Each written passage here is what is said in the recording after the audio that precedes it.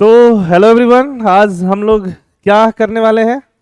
UPSC 2025 mains ऐसे paper का analysis करने वाले हैं कि ऐसे पेपर में क्या क्या टॉपिक्स आए हैं और उनको कैसे कैसे हम लोग एग्जाम के टाइम पे लिख सकते थे, है ना। तो ऐसे का पैटर्न आप सबको पता है कि टोटल 250 मार्क्स का पेपर होता है। दो ऐसे लिखने के लिए आते हैं, दो, है ना, दो ऐसे, और टोटल दो पार्ट होते हैं, section A and section B.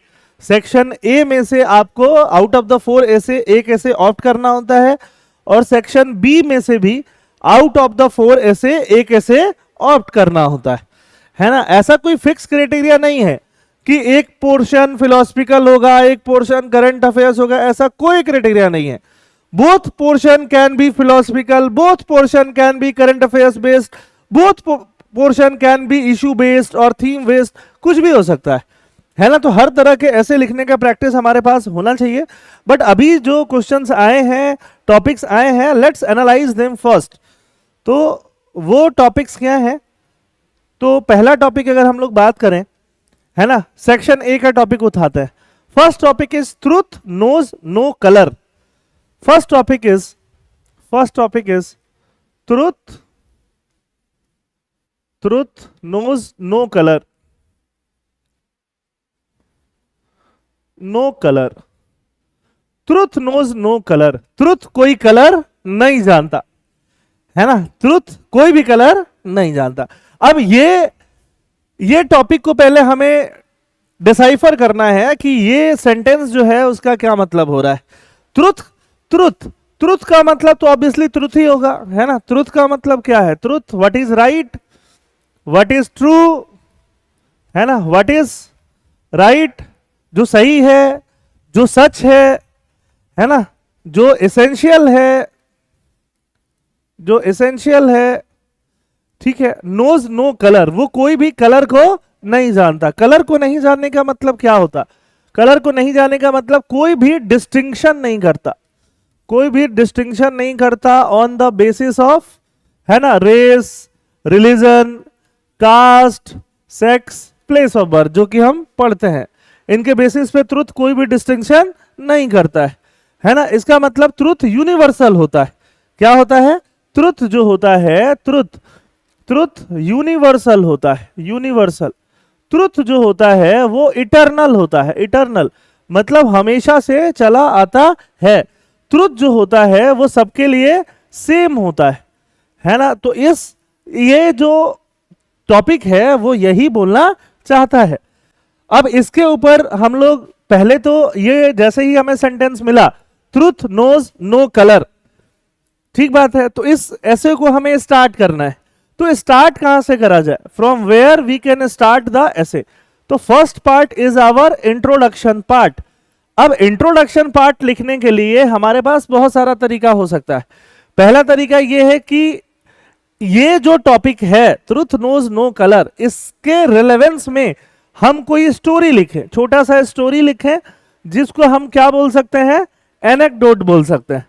Truth knows no colour, ठीक है। इसका मतलब ये भी हो सकता है truth can not be suppressed. समझ में आई बात? Truth is bound to emerge, वो सारी चीजें हो जाएंगी। एनेक्डोट लिखना है हमें इंट्रोडक्शन में, ठीक। इंट्रोडक्शन में एनेक्डोट के अलावा ये जो स्टेटमेंट है, इस स्टेटमेंट को हम अच्छे से एक्सप्लेन भी कर सकते हैं इंट्रोडक्शन में ही कि ये स्टेटमेंट क्या कहता है। अगर हमारे पास एनेक्डोट नहीं है और हम जबरदस्ती का कुछ फॉर्म करने जाएंगे और गलत फॉर्म हो गया, तो फिर मार्क्स भयंकर तरीके से कटता है, भयंकर तरीके से। क्योंकि एक ऐसे का मार्क्स 125 है। 125 में मान लो आपको 60 मिलने वाला था, 70 मिलने वाला था, 70 मिलने वाला था, 20 कट गया, तो भयंकर तरीके से कट गया। 20 मार्क्स एक ही बार में डाउन हो गया, ठीक है। तो एक्सप्लेन कर सकते हैं हम लोग, या कोई कोटेशन वगैरह लिख सकते हैं। फॉर एग्जाम्पल, है ना, ठीक है, sun can hide behind the clouds but sun is bound to come in open again just like the truth. समझ में आई बात? ऐसा कुछ कोटेशन से भी हम स्टार्ट कर सकते हैं, और उसके बाद हम एक्सप्लेन कर सकते हैं। अब एक्सप्लेन करने के बाद क्या होगा? अब ये ट्रूथ नोज नो कलर, अब इसको डिफरेंट पर्सपेक्टिव से हम क्या कर सकते हैं? एग्जाम्पल के साथ इलस्ट्रेट कर सकते हैं। Truth knows no colour.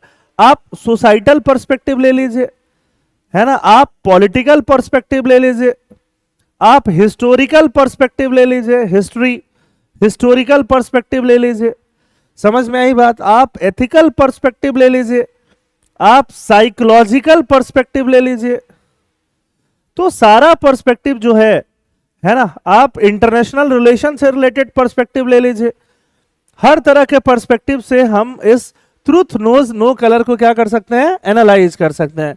अब देखो एक एग्जांपल क्या होगा, सोशल एग्जांपल या हिस्टोरिकल एग्जांपल क्या होगा कि ट्रुथ जो है, फॉर एग्जांपल अगर हम जस्टिस की बात करते हैं, है ना, अगर हम विजडम की बात करते हैं, है ना, तो वो हर जगह क्या है, एक ही है, हर कंटेक्स्ट में एक ही है, समझ में आ रही बात, है ना। जो कोर ट्रुथ की बात करते हैं वो क्या है, सेम है।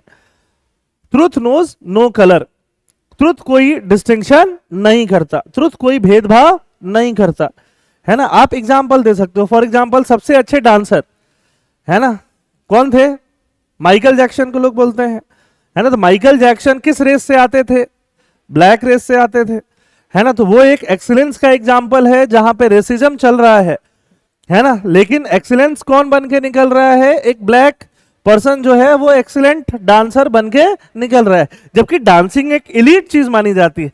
कैसी चीज मानी जाती है, एलीट चीज। ऐसा एग्जाम्पल आप दे सकते हो, समझ में आई बात। और उसके अलावा एग्जाम्पल होते हैं कि यूरोपियन कंट्रीज अपने आप को बहुत सुपीरियर मानती थी, कि वही लोग सुपीरियर हैं, उनका जो बर्डन है व्हाइट मैन बर्डन है, पूरे वर्ल्ड को सिविलाइज करने का बर्डन है ना। हिस्ट्री में ये सब चीज आप पढ़ते हो।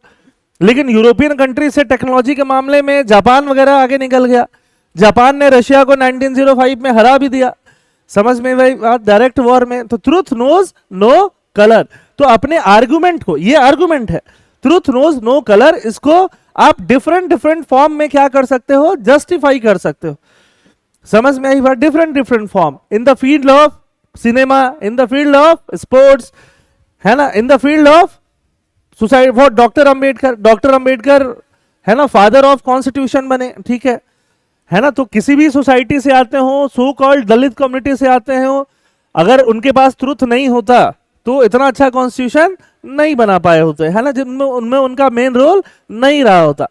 तो डिफरेंट जो भी एंगल्स है आप यहां पे मेंशन कर सकते हो।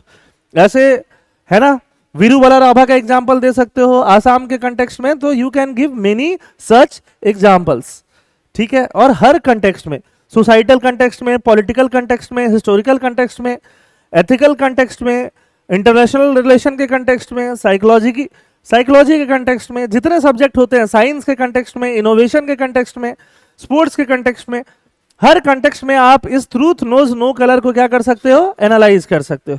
फिलॉसफी के कंटेक्स्ट में, फिलॉसफी क्या है, फिलॉसफी में इसको बताओगे पूरा, है ना, इसको डिस्क्राइब करोगे कि truth knows no colour, truth किसी भी डिस्टिंक्शन को नहीं मानता है। अच्छा, लेकिन अब क्या ये एकदम से एब्सोल्यूट स्टेटमेंट है? बहुत कम ही ऐसे स्टेटमेंट होते हैं जो एब्सोल्यूट होते हैं, जो हमेशा सही होंगे। तो जो भी आपका स्टेटमेंट है उसका एक काउंटर नैरेटिव जरूर होता है। क्या जरूर होता है? Counter narrative. Truth knows no colour, counter narrative क्या है ट्रूथ नोज नो कलर का? काउंटर नैरेटिव ये है कि truth can be relative also, truth relative भी हो सकता है, ट्रूथ सब्जेक्टिव भी हो सकता है। हमेशा ट्रूथ जो है ऑब्जेक्टिव ही हो ऐसा जरूरी नहीं है। नो कलर मतलब ऑब्जेक्टिव होना चाहिए ट्रूथ, है ना। एथिक्स में भी हम लोग ऑब्जेक्टिविटी पढ़ते हैं हमेशा, क्योंकि अलग अलग कम्युनिटीज के लिए, है ना, कॉन्सेप्ट्स जो होता है वो क्या होता है, अलग अलग हो जाता है। ठीक है, समझ में आई बात? कुछ बेसिक फॉर्म सबके लिए सेम रहते हैं, बट कुछ कुछ चीजें ट्रुथ जो है टाइम टू टाइम क्या करता है, डिफर भी करता है ना। कम्युनिटी वाइज डिफर कर सकता है, एरिया वाइज डिफर कर सकता है, टाइम वाइज भी डिफर कर सकता है। फॉर एग्जाम्पल, है ना, सेल्फ डिफेंस में आप किसी को मार सकते हो, तो किसी को मारना गलत है ना। Truth is you should not kill anybody, but in the matter of self defence you can, that is a counter argument, है ना, कि ट्रुथ सिचुएशनल भी हो सकता है ना। ये एक तरह से सोक्रेटिस एलिमेंट आप समझ सकते हो। ट्रूथ नोज नो कलर, है ना, the unexamined life is not worth living, इंसान को अपनी लाइफ एग्जामिन करनी चाहिए। वैसा ही कुछ स्टेटमेंट आप इसको समझ सकते हो, ठीक है। बट थोड़ा सा आप इसमें काउंटर नैरेटिव भी दे सकते हो। Counter narrative should be small, 1 page is enough. और फिर लास्ट में आप क्या लिखोगे, कंक्लूजन। कंक्लूजन में वही है कि larger part of the truth क्या है, यूनिवर्सल ही है।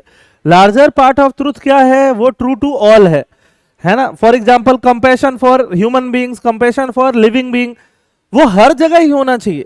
वो ऐसा ट्रूथ है जो हर जगह ही होना चाहिए। समझ में आई बात, टॉलरेंस हर जगह ही होना चाहिए, है ना, ठीक है। तो बहुत सारा चीज आप यहाँ पे लास्ट में कहा मेंशन कर सकते हो, कंक्लूजन में।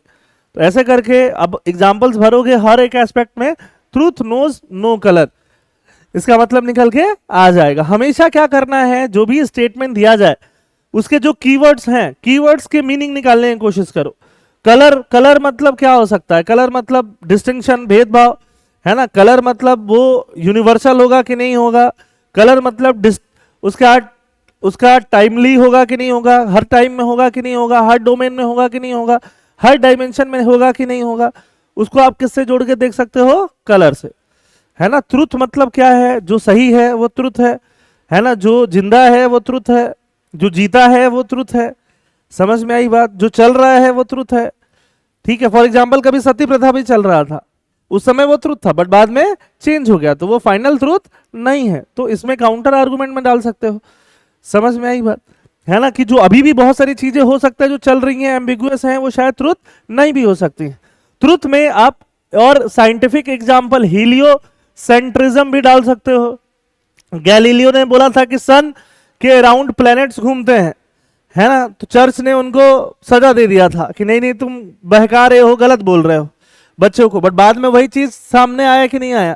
तो truth can not be suppressed, truth is bound to emerge, है ना। By suppressing the truth we are क्या, we are preventing our own progress.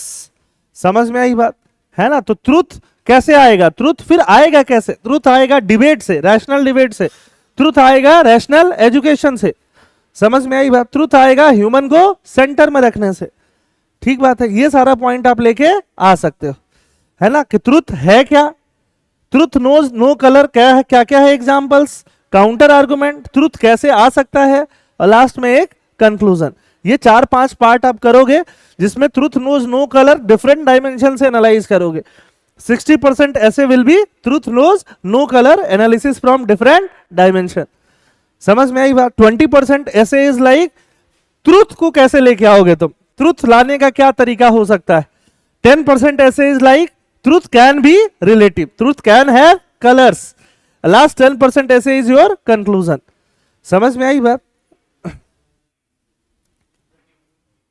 हाँ, मैं ये बोल रहा था ट्रुथ नोज नो कलर, है ना। मान लो आपने ऑलमोस्ट 10% इंट्रोडक्शन लिख दिया, है ना, ठीक है। 50% इज लाइक कि इसको डिफरेंट डिफरेंट एंगल से एनालिसिस करके ट्रुथ नोज नो कलर को आप सही दिखाओगे, है ना, अलग अलग पर्सपेक्टिव से, सोशल, है ना, स्पोर्ट्स, जो भी पर्सपेक्टिव है आपके पास उससे दिखाओगे। 60% ऑफ द ऐसे हो जाएगा।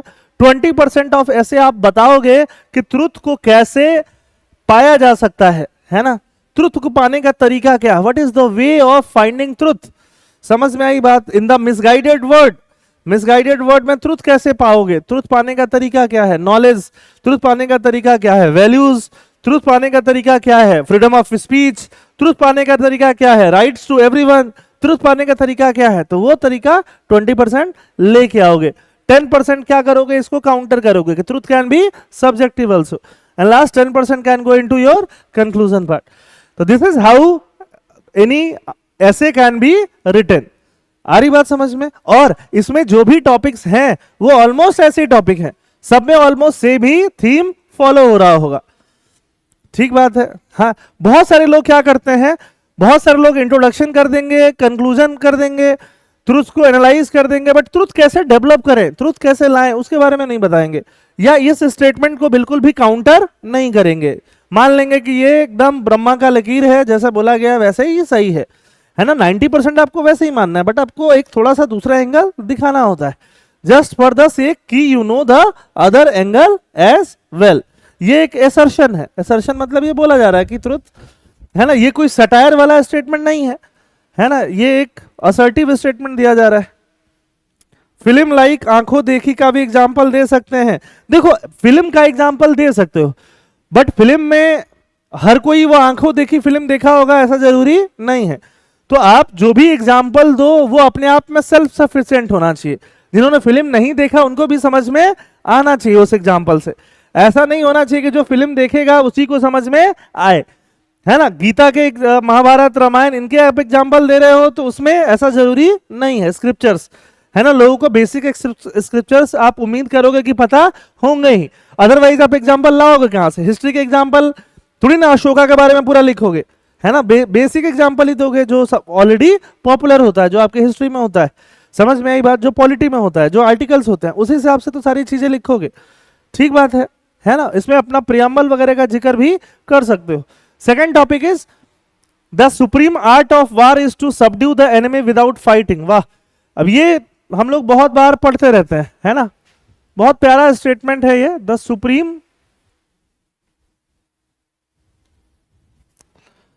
Supreme art of war. Art of war book जो है सुंजू का लिखा हुआ है। सुंजू एक चाइनीज फिलोसफर है ना। The supreme art of war is to subdue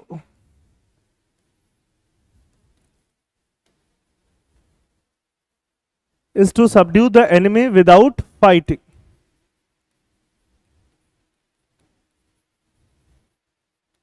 बिना फाइट किए आप एनिमी को कैसे सबड्यू कर सकते हो, that is the supreme art of war, है ना। अब ये स्टेटमेंट अगर आपको पता है तो ठीक है, नहीं पता है तो सुंजू।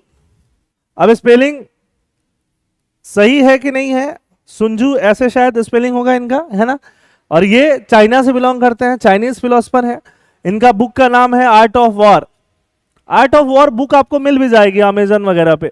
बहुत पतली सी बुक है, बहुत मोटी बुक नहीं है आई थिंक, है ना। आराम से आप उसको पढ़ सकते हो। बट ऑब्वियस बात है कि अगर आपको नहीं पता है, नहीं पढ़ा है, तो आप you are not expected to read every books. ठीक है, तो एग्जाम के टाइम पे क्या होता है, वैसे तो 4 ऑप्शन में आपको एक ही ऑप्शन चुनना है जो आपको बेस्ट समझ में आ रहा है ना, वही ऐसे लिखना है। बट ठीक है, इसको भी समझते हैं। The supreme art of war, war के बारे में ही बात हो रही है। आर्ट ऑफ वॉर, वॉर करने के तरीके के बारे में बात हो रही है, उसके भी सुप्रीमेसी के बारे में बात हो रही है। Is to subdue the enemy without fighting, बिना लड़े एनिमी को जीत जाओ, वो सुप्रीम आर्ट ऑफ वॉर है। इसका यही मतलब होता है, आप बिना लड़े किससे जीत जाओ, एनिमी से जीत जाओ। तो फर्स्ट अगेन आप इसमें इंट्रोडक्शन दे सकते हो, एनेक्डोट दे सकते हो। एनेक्डोट में आप पंचतंत्र की कहानियां भी दे सकते हो। समझ में आई बात कि खरगोश था, वो शेर को ले गया कुएं के पास, बोला कि यहां पे मेरा एक दोस्त है, तुम दहाड़ के दिखाओ। शेर ने दहाड़ा, तो अंदर से शेर को क्या मिला, इको मिला। शेर को लगा अच्छा इसमें शेर है, दूसरा तुम्हारा दोस्त। शेर उसमें कूद गया, मर गया। समझ में आई बात। तो बुद्धि से, दिमाग से क्या किया, खरगोश ने, रैबिट ने लायन को हरा दिया, है ना। दैट ऐसे टाइप से एनेक्डोट से भी आप स्टार्ट कर सकते हो। That is also supreme art of war, है ना। ठीक है, आप यहां पे अकबर बिरबल की कहानियां भी लिख सकते हो। बिरबल हमेशा अकबर को बातों बातों में हरा दिया करते थे। ठीक है, दोस्ती यारी में ही सही, वॉर का मतलब ये नहीं है कि वॉर ही होता रहेगा। ठीक है, और भी बहुत सारे वॉर लड़े गए हैं हमेशा से। ठीक बात है, जहां पे वॉर कैसे कम लड़े गए हैं, विदाउट फाइटिंग लड़े गए हैं, है ना। अभी के टाइम पे मॉडर्न वॉर, वॉर का मतलब क्या है, what is the meaning of war. War का मतलब एक तो वॉर ही है, लड़ना ही है। वॉर का मतलब एक डायरेक्ट वॉर है ना। इसको कम्बैट सिचुएशन बोल सकते हैं। कौन सा सिचुएशन, कम्बैट कन्फ्रंट सिचुएशन जो हो गया वो एक वॉर हो गया। वॉर का मतलब क्या है, फाइट है। फाइट किससे, फाइट बहुत सारी चीजों से। फाइट किससे, करप्शन से। फाइट किससे, नेपोटिज्म से। फाइट किससे, सोशल एविल से। फाइट किससे, पॉलिटिकल क्राइम से। फाइट किसके, पॉवर्टी से। फाइट किससे, न्यूट्रिशनल चैलेंजेस से, है ना। इन सब से क्या है, वॉर ही है। समझ में आई बात। तो इसमें ये वाला जो एंगल है, वॉर वाला एंगल, ये भी आप अच्छा रख सकते हो, है ना। और बाकी एंगल भी मिला के आप इस ऐसे को लिखोगे, है ना। मान लो कि आप 30% ये वॉर वाला एंगल ले सकते हो, बाकी 30% में बाकी एंगल आप एक एक पैराग्राफ डाल सकते हो।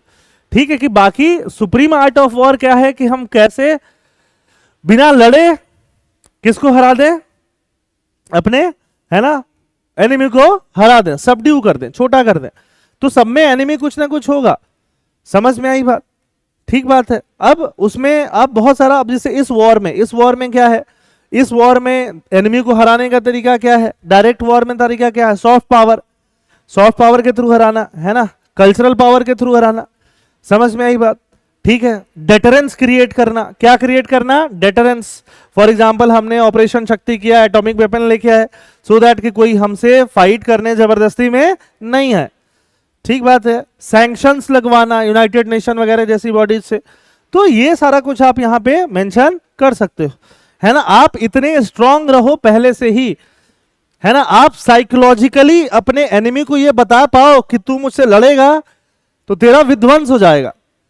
समझ में आई बात? बचेगा ही नहीं, कुछ नहीं बचेगा तुम्हारे अंदर। ठीक है, तो वो तुम सामने वाले को फील करा दो। This is what psychological warfare, है ना। तो सिंजू किसकी बात करते? तो सिंजू डायरेक्टली साइकोलॉजिकल वॉरफेयर की बात कर रहे हैं, बट साइकोलॉजी के अलावा यहां पे आप बहुत सारे डायमेंशन डाल सकते हो। ठीक है, वॉर का पहले से प्रिपेयर्डनेस, है ना। रियलिस्ट स्टेटमेंट इंटरनेशनल रिलेशन में होता है कि if you are ready, the best way to deal war is to be ready for war. कि वॉर से लड़ने का, वॉर से जीतने का तरीका क्या है, वॉर के लिए तैयार रहो, है ना। देखो कोई लोग होता है ऐसे थोड़ा सा खुन्नस में, है ना, कोई उनसे फालतू बात करने नहीं जाता है, कोई फालतू करने में लड़ेगा, पहले से ही तैयार रहता है। ठीक है, तो अगर आप वेपन्स खरीद के अपना डिफेंस को मॉडर्नाइज कर, किसी की हिम्मत है यूएस से जाके लड़े, नहीं लड़ेगा, क्योंकि यूएस पूरा प्रिपेयर्ड है वॉर के लिए। आई बात समझ में?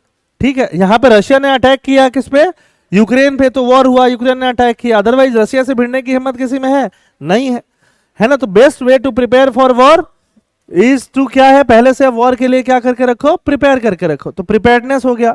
ठीक है, वॉर में डिजास्टर मैनेजमेंट भी आ जाएगा, उससे भी कैसे लड़ोगे आप।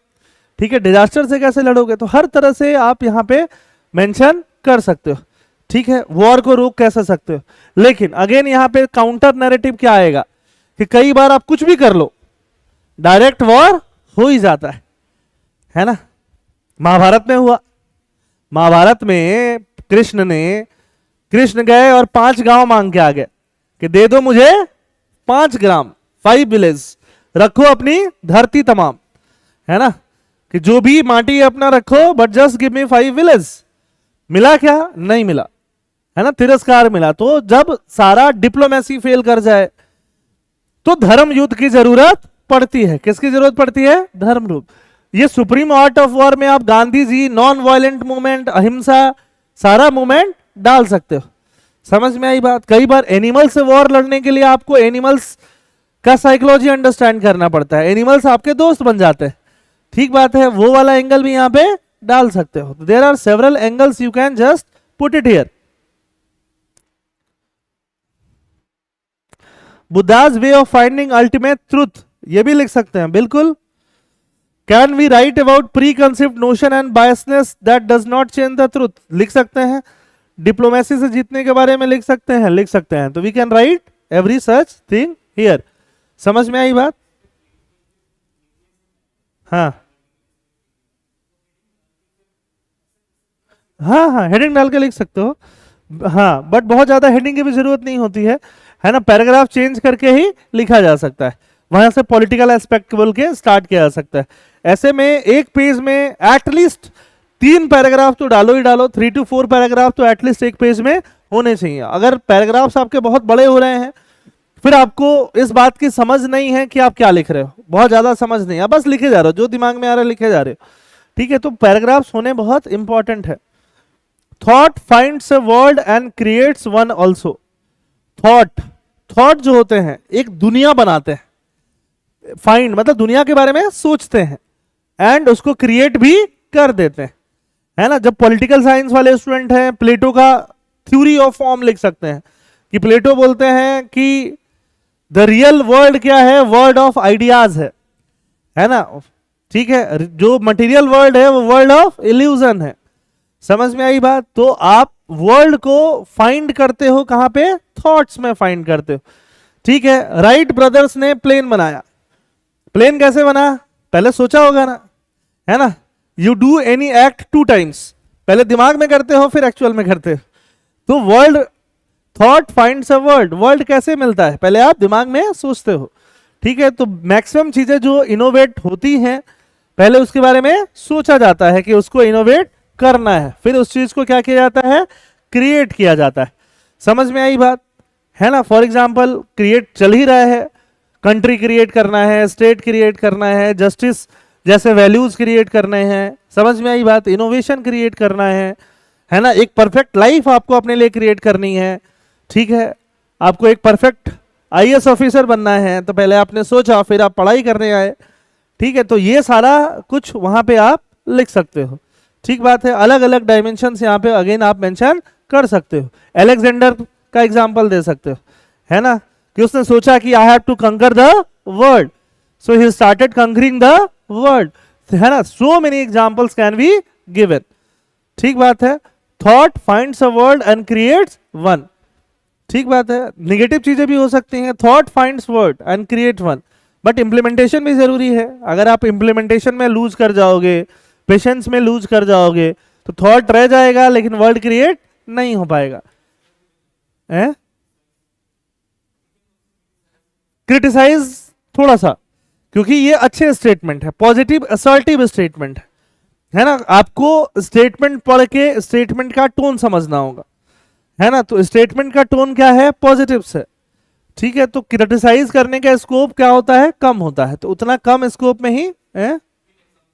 हाँ, विथ एग्जांपल करना है। तीनों स्ट्रक्चर का, तीनों आंसर का स्ट्रक्चरिंग क्या होगा? सेम तरीके से आप लिख सकते हो। Best lesson are learn during bitter experiences, खराब एक्सपीरियंसेस से ज्यादा अच्छा लेसन सीखते हो आप, है ना? एक और स्टेटमेंट है ना, ठीक है, नीत्शे का एक स्टेटमेंट है, ये सारे स्टेटमेंट मैं आपको दूंगा, ठीक है, याद रखने के लिए, सो दैट कि आप एसेज में और अच्छा कर पाओ, है ना? कि who doesn't kill you will make you stronger, जो आपको मारेगा नहीं उस चीज से आप और ज्यादा स्ट्रांग बन के निकलोगे। अगर आप किस परेशानी में हो और मरे नहीं, तो उससे बाहर निकलने के बाद आप और ज्यादा क्या रहोगे? स्ट्रांग बन के निकलोगे। ठीक है, काइंड ऑफ वही चीज है। Best lesson are learn through bitter experiences, है ना? अगर आप शिप लेके जा रहे हो और समुद्र में तूफानें नहीं आ गई, तो आप अच्छा सेलर नहीं बनोगे, एवरेज सेलर बन के रह जाओगे। अगर आप फ्लैट पिच पे बैटिंग कर रहे हो और स्विंगिंग पिच पे बैटिंग नहीं कर रहे हो, तो आप गावस्कर, ब्रैडमैन, सचिन नहीं बनोगे। समझ में आई बात? है ना? तो best lesson are learn through bitter experiences. Best lesson कहां पे सीखने को मिलता है? Bitter experience. ठीक है, जब हिरोशिमा और नागासाकी में एक्सप्लोजन्स हुए, वहां से हमने सीखा कि देखो एटॉमिक बॉम्ब जो है वो ह्यूमैनिटी के लिए खतरा है। ठीक बात है, ठीक है, अलग अलग कंट्रीज ने, इंडिया ने भी न्यूक्लियर वेपन डेवलप किया, लेकिन नॉन प्रोलिफरेशन ट्रीटी भी आई, और एटलीस्ट उसके बाद से न्यूक्लियर वेपन का दोबारा यूज देखने को नहीं मिला है। Even when the war is between the nuclearised nation, for example Russia Ukraine में, Russia is a nuclear power, India Pakistan में बोथ आर न्यूक्लियर पावर्स। समझ में आई बात? है ना? Then also we have not seen a nuclear war because we have learned that lesson. समझ में आई बात? है ना? तो इसमें लेसन लर्न में क्या है? अगेन एज अ कंट्री हमें लेसन, इमरजेंसी लगा 1975 में, तो हमने उससे सीखा कि देखो ये कितना गलत हो सकता है डेमोक्रेसी के लिए। We have learned our lesson. Abraham Lincoln maximum बहुत बार फेल हुए, बाद में जाके वो प्रेसिडेंट बने यूएसए को, तो जब फेल हो रहे थे तो he has learned his lessons. समझ में आई बात? है ना? देयर आर गांधी जी, ठीक है, गांधी जी को ट्रेन से उठा के फेंक दिया गया, है ना, निकाल दिया साउथ अफ्रीका में कि नहीं नहीं you are not allowed here. Gandhi ji learn the lesson की मतलब एक्चुअली वो लाइफ में क्या कर रहे हैं और उनको क्या करना चाहिए। ठीक बात है। एक एस्पिरेंट जब फेल होता है एग्जाम में, प्रीलिम्स में फेल हो रहा होता है, तो ही लर्न लेसन की क्या गलत किया उसने और उसको कैसे उससे सीखना है। Best lesson are learn through bitter experience. Again counter करना जरूरी है थोड़ा सा। फर्स्ट वर्ल्ड वॉर में जर्मनी हार गया, ठीक है, बट लेसन लर्न नहीं हुआ। हिटलर जैसा इंसान को उन लोगों ने राजा बना दिया, रूलर बना दिया, है ना। उसके वजह से डायरेक्टली तो नहीं बोल सकते, बट काफी हद तक he was responsible for second world war. तो बिटर एक्सपीरियंस से आपको क्या सीखना है, this is also very very important. उसके लिए आपके वैल्यूज है ना, आपका विजडम बहुत मैटर करता है। समझ में आई बात है ना। जापान में रोज अर्थक्वेक आता है, भले ही थ्री इंटेंसिटी का अर्थक्वेक आए। समझ में आई बात। तो जापान का इंफ्रास्ट्रक्चर ओहो कितना रेजिलियंट है ना, बिकॉज ऑफ बिटर एक्सपीरियंसेस। समझ में आई बात, ठीक है ना। इकोनॉमिक क्राइसिस, कोविड के बाद हमारे एक्सपीरियंसेस ने हमें बहुत कुछ सिखाया कि पैंडेमिक से हमें कैसे डील करना होता है। There are so many thing we can write about it. अब ये 4 ऑप्शन में से एक कोई भी पकड़ो और लिखो। समझ में आई बात। कई बार लोग बोलते हैं कि जो सब लिखेगा वो मत लिखो। तुम्हें कैसे पता चलेगा कि कौन सब लिख रहा है, तुम तो अकेले लिख रहे हो, है ना। और जब ये स्टेटमेंट सबके लिए है कि जो सब लिखेगा वो मत लिखो, तो सब लिखने वाला कोई नहीं लिख रहा फिर। समझ में आई बात। तो एक ही चीज ट्रू है, और वो एक चीज ये है कि वही वाला लिखो जो आपको बेस्ट आता है। बात खत्म। There is no second thought, there is no second rule. जो आपको अच्छे से आता है वही लिखो, don't think about any other thing. ठीक है। नाउ पार्ट बी में 4 ऐसे है। Muddy water is best cleared by leaving it alone. Muddy water, मिट्टी वाला वाटर जो है, अगर अलोन छोड़ दोगे तो क्लियर हो जाएगा। कैसे क्लियर होता है? सेटल हो जाता है, मड सेटल हो जाता है, डस्ट सेटल हो जाता है, वाटर क्या हो जाता है? क्लीन हो जाता है। समझ में आई बात। मतलब टाइम हील्स एवरीथिंग, है ना। Give time some time to repair. ठीक बात है। टाइम का इंपॉर्टेंस यहां पे दिखाया गया है। लेफ्ट अलोन का स्टेटमेंट यहां पे दिखाया गया है। समझ में आई बात, है ना। ठीक है। तो टाइम का स्टेटमेंट, लेफ्ट अलोन का statement, muddy water is best cleared by living it alone. तो वैसे सारे एग्जाम्पल आप यहां पे दे सकते हो। कोई बहुत ज्यादा परेशान है, उसको थोड़ा टाइम दो। जो गलत कर रहा है उसको टाइम दो। ठीक बात है ना। ये सारी चीजें यहां पे दे सकते हो, है ना। इंडिया भी मान लो एक टाइम पे अच्छा नहीं कर रहा था एज ए इकोनॉमिक कंट्री, ठीक बात है, बट वापस से उसने एलपीजी रिफॉर्म किया 1991 में, और उसके बाद से इकोनॉमिक ग्रोथ जो होने लगा वो क्या होने लगा? बेटर होने लगा। ठीक। तो ऐसे कर करके अलग अलग टाइम पे आप अलग अलग इसमें सारे एग्जाम्पल डाल सकते हो। ठीक है। आप ज्यादा इंटरवेंशन करोगे तो वो अपनी लर्निंग से, जो इंसान है या कंट्री है, अपनी लर्निंग से नहीं सीख पाएगा। उसको बैसाखी की आदत लग जाएगी, सहारे की आदत लग जाएगी। ठीक बात है। ये सारा यहाँ पे डाल सकते हो। अगेन काउंटर आर्गुमेंट आएगा कि हमेशा सही नहीं है, कभी कभी तुमको हेल्प करना पड़ेगा, है ना। फॉर एग्जाम्पल यहाँ पे तुम कीनीजियन इकोनॉमिक्स भी डाल सकते हो कि इकोनॉमिक्स जब गड्ढे में चले जाएगी, इकोनॉमिक डिप्रेशन में चला जाएगा कंट्रीज, तो गवर्नमेंट को इंटरवीन करना पड़ता है। अदरवाइज इकोनॉमिक डिप्रेशन से कंट्रीज बहुत बाहर नहीं आ पाती हैं। ठीक है। तो ये ऐसे ये पूरा लिख सकते हो। The years teach much which the days never know. Year ज्यादा सिखाता है, जो डे को पता भी नहीं होता, है ना। तुम आज पढ़ के चले जाओगे, ऐसे लगेगा कि हाँ पढ़ लिया, देख लिया, बट अगर आप डेली कुछ कुछ कुछ कुछ कर रहे हो तो वो 1 महीना, 2 महीने, 6 महीने में आपको इंक्रीमेंटल चेंजेस दिखाई होंगे। एक दिन में आपको कुछ नहीं पता चलेगा, साल भर आपने पढ़ लिया, अचानक से आप आईएएस बन जाओगे। समझ में आई बात, है ना। तो डेली चीजों में स्ट्रगल होता है, डेली चीजों में लर्निंग्स होती है, वो खुद को पता नहीं चल पाती है। डेली इंप्रूवमेंट खुद में ट्रैक नहीं हो पाता है, डेली चेंजेस ऑब्जर्वेबल नहीं होती है ना। ठीक है। अभी गर्मी के सीजन या बारिश के सीजन चल रहा है, गर्मी के सीजन मान लो चल रहा है, ठीक है। अचानक से कब ठंडा आ जाएगा पता ही नहीं चलेगा, एक एक दिन करके नहीं पता चलेगा, बट 2 महीने पहले सोचोगे अच्छा 2 महीने में टेम्परेचर क्या हो गया? डाउन हो गया। ठीक है। तो the years teach much which the days never know. ठीक है। मतलब स्मॉल टाइम वाली बात है और यहाँ ज्यादा समय वाली बात बताई जा रही है। It is best to see life as a journey, not as a destination. Life को एज अ जर्नी की तरह देखो, डेस्टिनेशन की तरह नहीं देखो। डेस्टिनेशन की तरह नहीं देखो, ये कंट्री के लिए भी है, ये गवर्नेंस के लिए भी है, इकोनॉमी के लिए भी है, तुम्हारे खुद के लिए भी है, सोसाइटी के लिए भी है ना। डेस्टिनेशन क्या है? वी वांट विकसित भारत, ठीक है। उसके बाद विकसित यूएसए है ना, उसमें प्रॉब्लम्स नहीं है, विकसित जापान है ना, उसमें प्रॉब्लम्स नहीं है, देन व्हाट? तो कहने का मतलब है कि वो जर्नी की तरह देखो कि, और जर्नी मतलब मीन्स हो गया कि मीन्स पे आदमी को ज्यादा फोकस करना चाहिए, प्रोसेस पे ज्यादा फोकस करना चाहिए। समझ में आई बात? प्रोसेस पे ज्यादा फोकस करेंगे तो डेस्टिनेशन तक अपने आप पहुंच जाएंगे। ठीक बात है। प्रोसेस ओरिएंटेड बनना चाहिए, मीन्स ओरिएंटेड बनना चाहिए, जस्टिस ओरिएंटेड बनना चाहिए, है ना। इसमें गांधी जी वाले स्टेटमेंट्स, ठीक है, कि इफ यू आर, ठीक है, कल्टिवेटिंग द ट्री ऑफ क्या, बबूल, you can not expect the rose flower.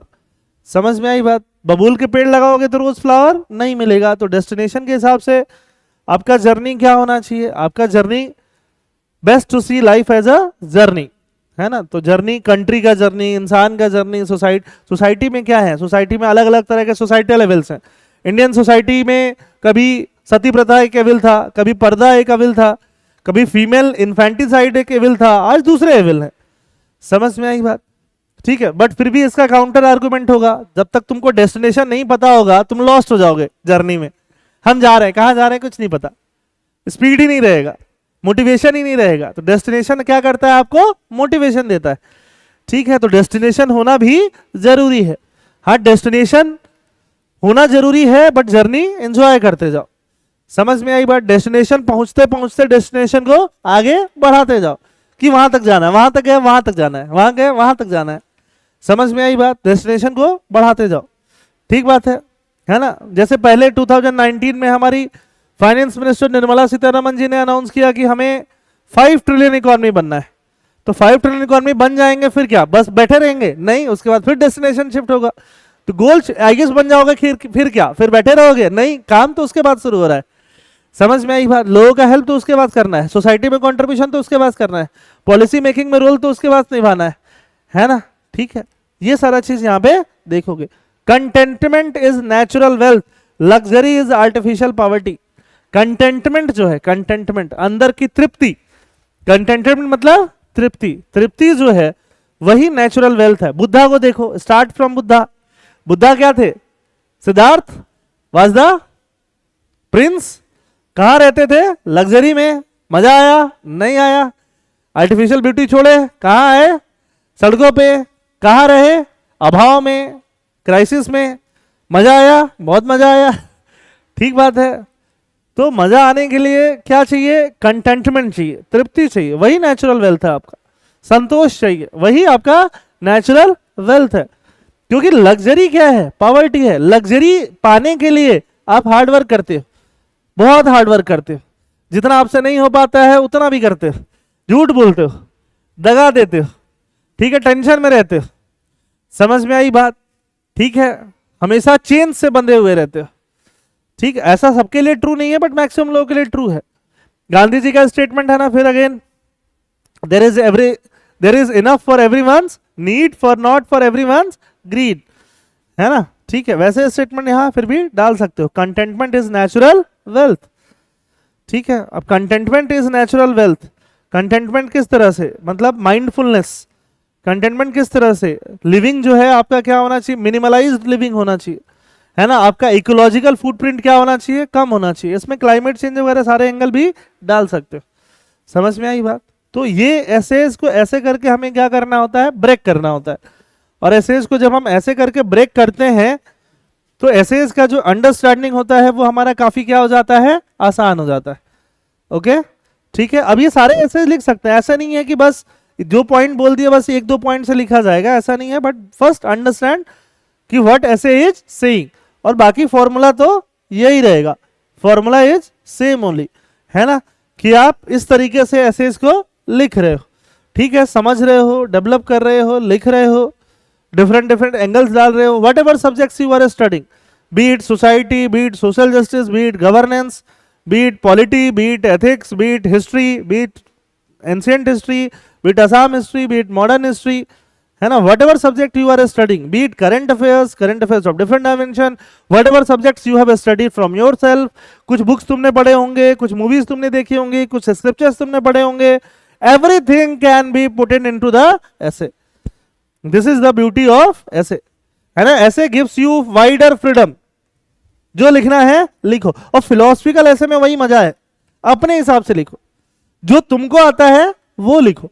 अगर ये एजुकेशन के बारे में पूछेगा तो तुम हेल्थ के बारे में नहीं लिख सकते, but truth knows no colour में अगर मुझे हेल्थ के बारे में नहीं पता है मैं छोड़ दूंगा, मुझे एजुकेशन के बारे में पता है वो लिखूंगा, स्किलिंग के बारे में पता है वो लिखूंगा, किसी और चीज के बारे में पता है वो लिखूंगा।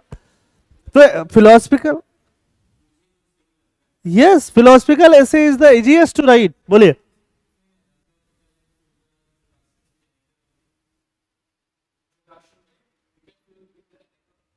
इंट्रोडक्शन में we can start with the anecdote, yes, हाँ yes, we can fill the full page, no problem at all, but we should break it into the paragraph, smaller paragraphs, है ना, 3-4 पैराग्राफ्स लाइक दैट, ओके। अगर anecdote थोड़ा बड़ा भी हो रहा है, 1.5 page, 1 and 2.5 page, then also it is okay, if it is very good and very relevant. समझ में आई बात, है ना। अब अगर हम पुअर एनेक्डोट लिखेंगे जिसका रेलेवेंस ही नहीं है और उसको भी 1.5 पेज लिख रहे हैं, 1.5 page, then that is disastrous, है ना। तो just for the sake of writing the anecdote, don't lose marks, है ना। ऐसे में we should have a safer strategy, ठीक है। We should have a number of anecdotes, 10, 20, 50 तो बहुत ज्यादा हो जाएगा, 20 एनेक्डोट्स, है ना, which can be use at different context, है ना। 20 एनेक्डोट रहेंगे तो स्टोरी को हम अपने तरफ से कंक्लूड कर सकते हैं। आई बात समझ में, उस हिसाब से हमारा काम हो सकता है। गीता में जो कृष्ण ने अर्जुन को सिखा दिया था वो लिख सकते हैं, बिल्कुल लिख सकते हैं। Can we write about dialectical materialism of Hegel and Marx? Yes, we can right,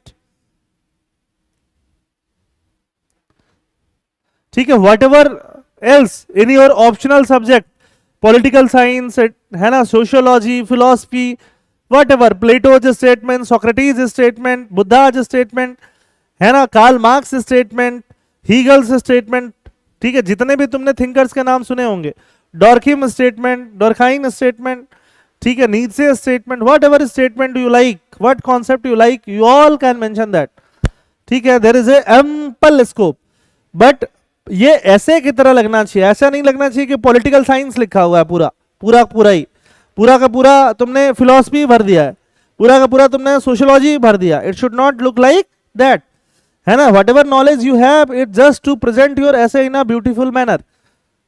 are you understanding? Okay, so I hope you have understood how we could have written the essays, है ना। बाकी आप कोई भी ऐसे चुनो, ठीक है। वो ऐसे में आपके पास पहला फर्स्ट चीज, आपको वो ऐसे बेहतरीन तरीके से आना चाहिए, दैट इज फर्स्ट। सेकंड, बेहतरीन तरीके से आना मतलब उस ऐसे का मतलब समझ आना चाहिए, उसके डिफरेंट डायमेंशन तुम्हारे दिमाग में आने चाहिए। एंड सेकंड, उसमें आपके पास कंटेंट होना चाहिए। If you have those two things, then accordingly choose your essay. What type of point should we avoid? What type of points? Blanket points, है ना, स्वीपिंग स्टेटमेंट्स, कि आप कोई बहुत स्वीपिंग रिमार्क दे रहे हो कि ऐसा करने से ही ये होगा। समझ में आई बात? Sweeping statements you should avoid, है ना। और ट्रूथ नोज नो कलर, अब तुम कलर में ही रह गए, ठीक है, व्हाइट ब्लू ब्लैक में ही रह गए, तो दैट एसो विल बी वेरी नैरो। वो एसो क्या हो जाए, ऐसे क्या हो जाएगा, नैरो हो जाएगा, ठीक है। अगर आप इसमें रह गए, supreme art of war, war में ही रह गए, आपने ये डायमेंशन डिस्कस नहीं किए, सोशल एविल्स और ये सब भी वॉर ही है ना, तो फिर ये सिर्फ वॉर कॉम्बैट वॉर से ही रह गए, तो भी ये ऐसे क्या हो जाएगा, बहुत नैरो। तो बहुत लोगों का ये मेन प्रॉब्लम होता है फिलोसफिकल ऐसे में, उनका ऐसे क्या हो जाता है, नैरो हो जाता है, ठीक है।